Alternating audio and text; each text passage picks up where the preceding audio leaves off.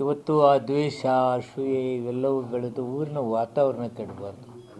ಅದಕ್ಕೆ ಮಾದರಿ ಚೆನ್ನಯ್ಯ ಸ್ವಾಮೀಜಿಯವರು ಬರ್ತಾಯಿದ್ದಾರೆ, ನಾನು ಹೋಗ್ತಾಯಿದ್ದೀನಿ, ಅಧಿಕಾರಿಗಳು ಹೋಗ್ತಾಯಿದ್ದಾರೆ. ಎಲ್ಲವೂ ಊರಿನಲ್ಲಿ ಶಾಂತಿ ಸುವ್ಯವಸ್ಥೆ ಕಾಪಾಡಿಕೊಂಡು ಹೋಗಬೇಕು. ಇಂಥ ಘಟನೆಗಳು ಮುಂದೆ ಆಗಬಾರ್ದು. ಇಂಥ ಘಟನೆಗಳಿಗೆ ಭಾವನಾತ್ಮಕವಾಗಿ ಮಾನಸಿಕವಾಗಿ ಬದಲಾವಣೆ ಮಾಡ್ತಕ್ಕಂಥ ಟೀಮ್ ಇವತ್ತು ಬೇಕಾಗ್ತಾಯಿದೆ. ಇದು ದುರದೃಷ್ಟಕರ.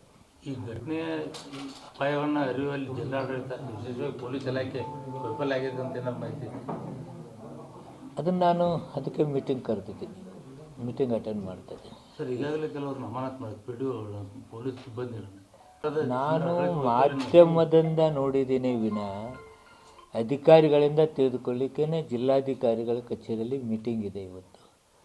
ಏನಾಯಿತು ಏನಾಗಿಲ್ಲ ಅಂತಕ್ಕಂಥದ್ದನ್ನು ವಿಚಾರ ಮಾಡ್ತಾಯಿದ್ದೀನಿ. ಅದನ್ನು ಗಮನಿಸಿ ನಿಮಗೆ ಮತ್ತೆ ಹೇಳ್ತೀನಿ.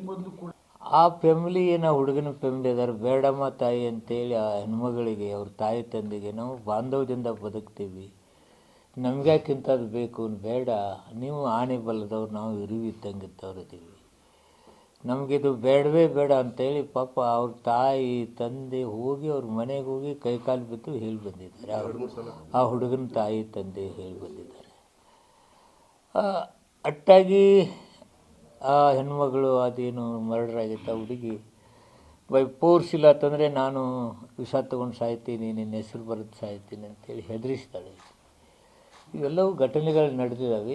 ಇದರಲ್ಲಿ ಅವರು ಆ ಟೈಮ್ದಲ್ಲಿ ಏನೇನು ಕ್ರಮ ಕೈಗೊಂಡ್ರು, ಏನು ಹೇಗೆ ಅಂತಕ್ಕಂಥದ್ದು ತಿಳ್ಕೊಳ್ತೇನೆ. ಆ ಹುಡುಗನ ತಾಯಿ ತಂದೆಯೇ ಸ್ವತಃ ಹೋಗಿ ರಿಕ್ವೆಸ್ಟ್ ಮಾಡ್ಕೊಂಡಿದ್ದಾರೆ. ಸ್ವತಃ ಅವ್ರ ತಾಯಿ ತಂದೆ ಅವರೆಲ್ಲ ಬಂಧು ಬಳಗದವರು, ಬೇಡ್ರಿ ಇದೆಲ್ಲ ಒಳ್ಳೇದಂತ ಹುಡುಗಿಗೂ ಕನ್ವಿನ್ಸ್ ಮಾಡಿದ್ದಾರೆ.